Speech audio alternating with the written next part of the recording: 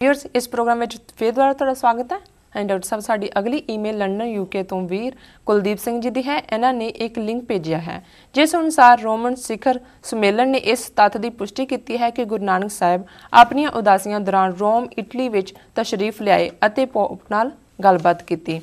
सरदार कुलदीप सिंह जी इस बारे थोड़े विचार जानना चाहते हैं। देखो सब तो पहला तो वीर कुलदीप सिंह जी का बहुत बहुत धन्यवाद। वो आप भी पढ़न का शौक रखते हैं, सो उन्होंने जिहड़ी भी जानकारी दिलचस्प लगती है वो साझी करते हैं। जिवें किताबां बारे भी उन्होंने जिक्र किया सी भी आ किताबां साडे पाठक जरूर पढ़न, साडे दर्शक। ये उन्होंने जिहड़ा लिंक भेजा मैं उन्होंने प्रिंट भी किया है, जिन्ना मेरे को समा सी मैं देखने का यतन भी किया है जी। और ये इहदा आधार तो यही है, उहदा हैडलाइन ही है the Roman conclave confirms that Guru Nanak went to Rome and other nations जी। मेरे इहदे बारे की विचार ने, देखो ये जिहड़ी गुरु नानक साहब दीयां यात्रावां ने जिन्होंने उदासियां जां सफ़र जी हुण तक असीं 5 उदासियां दा जिक्र जिहड़ा वो करते हैं, पढ़ते हैं। हुण बहुत सारे साडे स्कॉलर्स ने हर उदासी का नक्शा भी बना दिता है कि पूरब वाल गए, पश्चिम वाल गए जी। 5वीं उदासी जिहड़ी कि हुणे ही कुछ साल पहला ही ऐड हुई, पहला 4 उदासियां का जिक्र हुंदा सी, वो अचल वटाले ते फिर पाकपटन जाके वापस आण दी उहनूं 5वीं उदासी कहा जाता है, जिसका मतलब थां थाई जाके नाम दा सुनेहा जिहड़ा कि गुरु नानक साहब नूं निरंकार ने वरसाया जी। हों ढाडी विकार घारे लाया जी। ये जिहड़ी हुण एक नवीं रिसर्च दी लाइन है जिस दे थल्ले उन्होंने कुछ डॉकूमेंट्स का जिक्र किया है, कुछ जन्म साखियां का हवाला दिता है कि जी जन्म साखी च लिखिया होया कि बाबा रूम देश दा भी नाल क्लिपिंग है कि रूम देश गए जां जदों आले दुआले दे मैडिटेरेनियन सी दे आले दुआले दे देशां विच गए। उस तो इलावा कुछ जन्म साखियां च हबश देश जाण दा जिक्र है जिहड़ा कि इथोपिया मौजूदा उहनूं कहंदे ने, कदे उहनूं एबसीनिया कहंदे सी।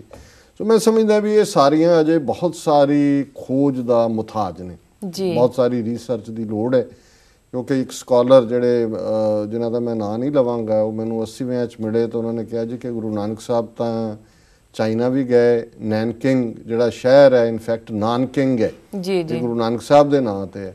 पर मैं बाद च कुछ जिहड़े साडे national press building Washington DC Chinese news agencies भी ने उन्हां दे नाल गलबात करदे जो मैं पुछया तो मैनूं ये पता लगा भी इसका कोई नानक शब्द नाल संबंध नहीं है। नैनकिंग उन्हां दी अपनी चाइनीज़ लैंगुएज दे विच कोई होर उन्होंने एक्सप्लेन किया, मैनूं हुण याद नहीं है।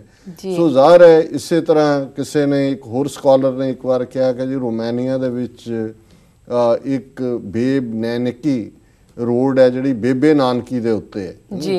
लेकिन मतलब कई बार ये हुंदा भी कुछ चीज़ां जिहड़ियां थोड़े बहुत मिलते जुलते ना जां उहदे सबूत फिर क्योंकि साडा फेथ है असीं बाबे तारे चार चक 9 खंड पृथ्वी सच्चा ढोआ गुरमुख काल विच प्रगट होआ इस विटनेस नूं आधार मानदे हैं। सो मैं समझदा भी ये किवें यूरोप दे विच जां किथे किथे की सबूत ने जां इस तरह एक कैनेडा दे स्कॉलर ने पिछे जे टर्की दे विच गुरु नानक साहब की आमद की गल की कि जे उन्होंने मैडिटेरेनियन क्रॉस किया जे टर्की च आए फिर तो यूरोप सारा ही उस दे विच लैंड राउट के नाल जुड़ जाता है। सो वो भी उन्होंने जी इबारत दी कि जी ये तुर्की उस वेले की जबान की है उन्होंने डेसीफर किया है जां की है। पर हुंदा ये है भी कोई भी रिसर्चर क्लेम करता है कोई साडा ऐसा पैनल ऑफ स्कॉलर्स का नहीं है जिहड़ा उस नूं अगे लैके जाए जां उस बारे कोई हाँ जां ना वाला अल्टीमेट कंक्लूजन कढे। सो एक दिलचस्प गल है जे गुरु नानक साहब रोम इटली च आए ने यूरोप च उन्हों की आमद की गल हुंदी है, पर मैं समझदा भी इस बारे कोई भी स्टेटमेंट देण तो पहला ये सारियां जिहड़ियां नवीं रिसर्चिज ने जां आइडियाज़ ने इन्हां ते बहुत सारी होर रिसर्च की लोड़ है। नहीं तो एवें साडी पोजीशन हासोहीणी ना लगे कि असीं खाम खा किसी ਹੋਰ ਸ਼ਬਦ ਹੁੰਦਾ ਹੈ, ਕਲੇਮ ਅਸੀਂ ਕੁਝ ਹੋਰ ਕਰ ਦਿੰਦੇ ਹਾਂ। ਜੀ ਡਾਕਟਰ ਸਾਹਿਬ ਬਿਲਕੁਲ। ਸਾਡਾ ਅਗਲਾ ਮੈਸੇਜ ਨੈਰੋਬੀ ਕੀਨੀਆ ਤੋਂ ਸਰਦਾਰ ਖੜਕ ਸਿੰਘ ਸੱਗੂ ਜੀ ਦਾ ਹੈ। ਇਹਨਾਂ ਨੇ TV 84 ਅਚਾਨਕ ਇੰਟਰਨੈਟ ਤੇ ਦੇਖਿਆ, ਜਿਹੜਾ ਕਿ ਇਹਨਾਂ ਨੂੰ ਬਹੁਤ ਚੰਗਾ ਲੱਗਾ। ਇਹਨਾਂ ਨੇ ਪ੍ਰੋਗਰਾਮ ਸੱਚੋ ਸੱਚ ਦੀ ਭਾਰੀ ਤਾਰੀਫ ਕੀਤੀ ਹੈ। ਇਹਨਾਂ ਦਾ ਇਤਰਾਜ਼ ਹੈ ਕਿ ਸਿੱਖ ਕੌਮ ਮਹਾਰਾਜਾ ਰਣਜੀਤ ਸਿੰਘ ਦੀ ਬਰਸੀ ਤਾਂ ਬੜੇ ਉਤਸ਼ਾਹ ਨਾਲ ਮਨਾਉਂਦੀ ਹੈ, ਪਰ 18ਵੀਂ ਸਦੀ ਦੇ ਮਹਾਨ ਯੋਧੇ ਸਰਦਾਰ ਜੱਸਾ ਸਿੰਘ ਰਾਮਗੜੀਆ ਦਾ ਦਿਨ ਮਨਾਉਣਾ ਸਿਰਫ ਰਾਮਗੜੀਆ ਭਾਈਚਾਰੇ ਲਈ ਕਿਉਂ ਹੀ ਛੱਡ ਦਿੱਤਾ ਹੈ? ਕੀ ਇਹ ਵਿਤਕਰੇ ਵਾਲੀ ਗੱਲ ਨਹੀਂ? ਜੀ ਡਾਕਟਰ ਸਾਹਿਬ। ਸਰ ਖੜਕ ਸਿੰਘ ਸੱਗੂ ਜੀ ਦਾ ਬਹੁਤ ਬਹੁਤ ਧੰਨਵਾਦ। ਉਹਨਾਂ ਨੇ ਸਾਨੂੰ ਨੈਰੋਬੀ ਜਿਹੜਾ ਕੀਨੀਆ ਤੋਂ ਲਿਖਿਆ ਜੀ। ਜਿਹੜੀ ਗੱਲ ਉਹਨਾਂ ਨੇ ਕਹੀ, ਮੈਂ ਸਮਝਦਾ ਵੀ ਸਿਰਫ ਇੱਕ ਸਾਡੇ ਮਹਾਨ ਹੀਰੋ ਸਰਦਾਰ ਜੱਸਾ ਸਿੰਘ ਰਾਮਗੜੀਆ ਤੱਕ ਹੀ ਮਹਿਦੂਦ ਨਹੀਂ ਹੈ ਜੀ।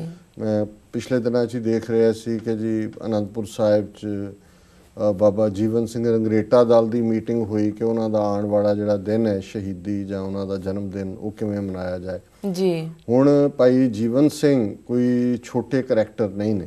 ਭਾਈ ਜੈਤਾ ਇਹਨਾਂ ਦਾ ਨਾਂ ਸੀ। ਇਹ ਉਹੀ ਭਾਈ ਜੈਤਾ ਨੇ ਜਿਹੜੇ ਗੁਰੂ ਤੇਗ ਬਹਾਦਰ ਸਾਹਿਬ ਦਾ ਸੀਸ ਅਨੰਦਪੁਰ ਸਾਹਿਬ ਲੈ ਕੇ ਆਏ ਦਿੱਲੀ ਤੋਂ ਜੀ। ਔਰ ਫਿਰ ਜਦੋਂ ਅੰਮ੍ਰਿਤ ਦੀ ਦਾਤ ਗੁਰੂ ਨੇ ਬਖਸ਼ੀ, ਸੋ ਅੰਮ੍ਰਿਤ ਛਕ ਕੇ ਜੀਵਨ ਸਿੰਘ ਬਣ ਕੇ ਸਰਸਾ ਦੇ ਕੰਢੇ ਜੰਗ ਦੇ ਵਿੱਚ ਸ਼ਹੀਦ ਹੋਏ। ਸੋ ਬੜੇ ਬਹਾਦਰ ਜਰਨੈਲ ਵੀ ਸਨ ਜੀ। ਔਰ ਜਦੋਂ ਉਹ ਸੀਸ ਲੈ ਕੇ ਆਏ, 9 ਵਰਿਆਂ ਦੇ 10ਵੇਂ ਪਾਤਸ਼ਾਹ ਨੇ ਉਹਨਾਂ ਨੂੰ ਆਪਣੇ ਗਲ ਨਾਲ ਲਾ ਕੇ ਰੰਗਰੇਟੇ ਗੁਰੂ ਕੇ ਬੇਟੇ ਜੀ ਇਸ ਮਾਣ ਦੇ ਨਾਲ ਜਿਹੜਾ ਉਹਨਾਂ ਨੂੰ ਨਿਵਾਜਿਆ। ਪਰ ਹੁਣ ਸਿਰਫ ਇਹ ਦਲਿਤ ਵਰਗ ਲਈ ਜਾਂ ਦਲਿਤ ਭਾਈਚਾਰੇ ਲਈ ਕਿਉਂ ਰਹਿ ਗਿਆ ਹੈ ਵੀ ਕਿਉਂਕਿ ਭਾਈ ਜੈਤਾ ਦਲਿਤ ਸਨ ਜਾਂ ਰੰਗਰੇਟੇ ਸਨ ਤੇ ਉਹਨਾਂ ਨੇ ਉਹਨਾਂ ਦਾ ਦਿਨ ਮਨਾਉਣਾ ਜੀ। ਇਹ ਠੀਕ ਹੈ ਵੀ ਨਾਨਕਸ਼ਾਹੀ ਕੈਲੰਡਰ 'ਚ ਉਹਨਾਂ ਦਾ ਹੁਣ ਇਹ ਦਿਨ ਵੀ ਐਡਡ ਹੈ, ਪਰ ਅਸੀਂ ਕਦੇ ਵੀ ਕੋਈ ਇੱਕ ਸਰ ਜੱਸਾ ਸਿੰਘ ਰਾਮਗੜੀਆ ਦੀ ਗੱਲ ਨਹੀਂ ਹੈ ਜਿਹੜੇ ਬਹੁਤ ਵੱਡੇ ਸਾਡੇ ਜਰਨੈਲ ਹੋਏ ਨੇ ਜੀ। ਇਸ ਤੋਂ ਇਲਾਵਾ ਵੀ ਇਹ ਇੱਕ ਰੁਝਾਨ ਬਣ ਗਿਆ ਕਿ ਜੇ ਹੁਣ ਬਾਬਾ ਮੱਖਣ ਸ਼ਾਹ ਲੋਬਾਣਾ ਨੇ ਉਹਨਾਂ ਦਾ ਦਿਨ ਗੁਰੂ ਲਾਧੋ ਰਹੇ ਹੋਏ ਦੂਜੇ ਨਾਲ ਜੁੜਿਆ ਹੋਏ, ਇਹ ਕਿਉਂ ਐਕਸਕਲੂਸਿਵਲੀ ਰਹਿ ਗਿਆ ਵੀ ਸਿਰਫ ਲੋਬਾਣਾ ਭਾਈਚਾਰਾ ਉਹਨੂੰ ਸੈਲੀਬ੍ਰੇਟ ਕਰੇ ਜੀ। ਸਮੁੱਚੇ ਜਿੰਨੇ ਵੀ, ਔਰ ਚਲੋ ਇੱਕ ਚੰਗੀ ਗੱਲ ਸ਼੍ਰੋਮਣੀ ਕਮੇਟੀ ਨੇ ਇੱਕ ਚੰਗਾ ਰੁਝਾਨ ਪਾਇਆ ਕਿ ਹੁਣੇ ਹੀ ਸਾਲ 2 ਸਾਲ ਤੋਂ ਕਿ ਜਿਹੜੇ ਭਗਤ ਜਨ ਜਿਨ੍ਹਾਂ ਦੀ ਬਾਣੀ ਗੁਰੂ ਗ੍ਰੰਥ ਸਾਹਿਬ 'ਚ ਹੈ ਉਹਨਾਂ ਦੇ ਦਿਨ ਹੁਣ ਮੰਜੀ ਸਾਹਿਬ 'ਚ ਮਨਾਏ ਜਾਂਦੇ ਨੇ ਜੀ। ਇਹ ਗੱਲ ਬਹੁਤ ਪਹਿਲਾਂ ਤੋਂ ਹੋਣੀ ਚਾਹੀਦੀ ਸੀ। ਹੁਣ ਭਗਤ ਰਵਿਦਾਸ ਜੀ ਦਾ ਦਿਨ ਸਿਰਫ ਉਹਨਾਂ ਦੇ ਭਾਈਚਾਰੇ ਤੱਕ ਹੀ ਰਹਿ ਗਿਆ। ਜਦੋਂ ਅਸੀਂ ਮੱਥਾ ਟੇਕਦੇ ਹਾਂ ਗੁਰੂ ਗ੍ਰੰਥ ਸਾਹਿਬ ਦੇ ਅੱਗੇ, ਗੁਰੂ ਰੂਪ ਨੇ ਗੁਰੂ ਗ੍ਰੰਥ ਸਾਹਿਬ, ਸਾਰੇ ਜਿਨ੍ਹਾਂ ਦੀ ਬਾਣੀ ਹੈ ਉਹਨਾਂ ਦੇ ਅੱਗੇ ਅਸੀਂ ਮੱਥਾ ਟੇਕਦੇ ਹਾਂ ਜੀ ਜੀ। ਹੁਣ ਇਸੇ ਤਰ੍ਹਾਂ ਬਾਬਾ ਫਰੀਦ ਨੇ, ਉਹਨਾਂ ਦਾ ਦਿਨ ਸਿਰਫ ਫਰੀਦਕੋਟ ਦੇ ਵਿੱਚ ਜ਼ਰੂਰ ਸਿੱਖ ਸੰਗਤਾਂ ਮਨਾਉਂਦੀਆਂ ਨੇ, ਨਗਰ ਕੀਰਤਨ ਵੀ ਹੁੰਦਾ ਹੈ, ਛੁੱਟੀ ਵੀ ਹੁੰਦੀ ਹੈ, ਡਿਸਟ੍ਰਿਕਟ ਐਡਮਿਨਿਸਟ੍ਰੇਸ਼ਨ ਵੀ ਇਨਵੋਲਵ ਹੁੰਦਾ ਹੈ। ਪਰ ਮੈਂ ਸਮਝਦਾ ਹਾਂ ਵੀ ਜਿਹੜਾ ਗੁਰੂ ਨੇ ਸਾਨੂੰ ਇਹ ਖਜ਼ਾਨਾ ਦਿੱਤਾ ਗੁਰੂ ਗ੍ਰੰਥ ਸਾਹਿਬ ਦੇ ਰੂਪ 'ਚ, ਸਿਰਫ ਅਧਿਆਤਮ ਦੀ ਦੁਨੀਆ 'ਚ ਨਹੀਂ ਜੀ, ਜਿਸ ਨੇ ਇੱਕ ਸਮਾਜਿਕ ਬੌਂਡਸ ਨੂੰ ਤੋੜਿਆ, ਜਿਹੜਾ ਜ਼ਾਤ ਪਾਤ ਦਾ ਸੀ, ਜਿਹੜਾ ਮਜ਼ਹਬ ਦਾ ਬੌਂਡ ਸੀ, ਸਾਨੂੰ ਤਾਂ ਸਾਰੀ ਮਨੁੱਖਤਾ ਨੂੰ ਕਲਾਵੇ 'ਚ ਲੈਣ ਦੀ ਗੱਲ ਕਰਨੀ ਚਾਹੀਦੀ ਹੈ। ਪੰਥ ਵਿਚਲੇ ਵਰਗ ਤਾਂ ਜਿਹੜੇ ਨੇ ਉਹ ਤਾਂ ਈਵਨ ਛੋਟਾ ਦਾਇਰਾ ਹੈ। ਸਾਨੂੰ ਤਾਂ ਜ਼ਾਤ, ਨਸਲ, ਇਹ ਸਾਰੇ ਬੈਰੀਅਰ ਕ੍ਰਾਸ ਕਰਕੇ ਗੁਰੂ ਨਾਨਕ ਸਾਹਿਬ ਦਾ ਸੁਨੇਹਾ ਹੀ ਜਿਹੜਾ ਹੈ ਉਹ ਹਿਊਮੈਨਿਟੇਰੀਅਨਿਜ਼ਮ ਦਾ ਹੈ, ਮਨੁੱਖਤਾ ਦਾ ਹੈ। ਸੋ ਮੈਂ ਸਮਝਦਾ ਹਾਂ ਵੀ ਇਹਨਾਂ ਨੇ ਸਰ ਖੜਕ ਸਿੰਘ ਸੱਗੂ ਜੀ ਨੇ ਜਿਹੜੀ ਗੱਲ ਕਹੀ ਹੈ ਅਸੀਂ ਉਹਦੇ ਨਾਲ ਪੂਰੀ ਤਰ੍ਹਾਂ ਸਹਿਮਤ ਹੈ ਜੀ ਜੀ। ਇਹ ਸਿੱਖੀ ਦੇ ਵਿੱਚ ਜ਼ਾਤ ਪਾਤ ਦੇ ਆਧਾਰ ਤੇ ਸ਼ਹੀਦ ਵੰਡਣੇ, ਯੋਧੇ ਵੰਡਣੇ, ਨਾਇਕ ਵੰਡਣੇ ਜਾਂ ਸਿਰਫ ਉਹਨਾਂ ਫਿਰਕਿਆਂ ਲਈ ਛੱਡ ਦੇਣਾ ਜਿਨ੍ਹਾਂ 'ਚੋਂ ਆਏ ਨੇ ਕਿ ਉਹਨਾਂ ਨੂੰ ਉਹ ਯਾਦ ਕਰਨ, ਇਹ ਤੋਹੀਨ ਹੈ ਸਿੱਖੀ ਦੀ। ਔਰ ਇਹੀ ਇੱਕ ਕਾਰਨ ਹੈ ਕਿ ਸਾਡਾ ਵਿਕਾਸ ਵੀ ਰੁਕਿਆ ਹੋਇਆ ਕਿਉਂਕਿ ਅਸੀਂ ਬਹੁਤ ਸੀਮਤ ਦਾਇਰੇ ਦੇ ਵਿੱਚ ਸੋਚਦੇ ਹਾਂ। ਅਸੀਂ ਜਹਾਂ ਇੱਕ ਪਾਸੇ ਤਾਂ ਸਾਡੀ ਅਰਦਾਸ ਹੈ ਜਹਾਂ ਜਹਾਂ ਖਾਲਸਾ ਜੀ ਸਾਹਿਬ ਤਹਾਂ ਤਹਾਂ ਰੱਛਿਆ ਰਿਆਇਤ, ਉਦੋਂ ਅਸੀਂ ਕਿਸੇ ਜ਼ਾਤ ਜਾਂ ਫਿਰਕੇ ਦੇ ਖਾਲਸੇ ਦੀ ਰੱਛਿਆ ਤੇ ਰਿਆਇਤ ਤਾਂ ਨਹੀਂ ਨਾ ਮੰਗਦੇ, ਅਸੀਂ ਤਾਂ ਸਮੁੱਚੇ ਪੰਥ ਲਈ ਅਕਾਲ ਪੁਰਖ ਤੋਂ ਮੰਗਦੇ ਕਿ ਉਹਨਾਂ ਦੀ ਰੱਛਿਆ ਹੋਏ, ਪ੍ਰੋਟੈਕਸ਼ਨ ਹੋਏ, ਉਹਨਾਂ ਦੇ ਉੱਤੇ ਆਪਣੀ ਮਿਹਰਾਮਤ ਕਰੋ। ਸੋ ਅਸੀਂ ਧੰਨਵਾਦੀ ਹਾਂ ਸਰ ਖੜਕ ਸਿੰਘ ਜੀ ਦੇ, ਉਹਨਾਂ ਨੇ ਸਾਨੂੰ ਲਿਖਿਆ। ਅਸੀਂ ਆਸ ਕਰਦੇ ਹਾਂ ਵੀ ਅੱਗੋਂ ਵੀ ਸਾਨੂੰ ਲਿਖਦੇ ਰਹਿਣ। ਜੀ ਜੀ ਡਾਕਟਰ ਸਾਹਿਬ, ਇੱਥੇ ਲੈਣਾ ਇੱਕ ਬ੍ਰੇਕ। ਵੀਅਰਸ ਸਾਡੇ ਨਾਲ ਇਸ ਤਰ੍ਹਾਂ ਜੁੜੇ ਰਹੋ, ਮਿਲਦੇ ਹਾਂ ਇੱਕ ਛੋਟੇ ਬ੍ਰੇਕ ਤੋਂ ਬਾਅਦ।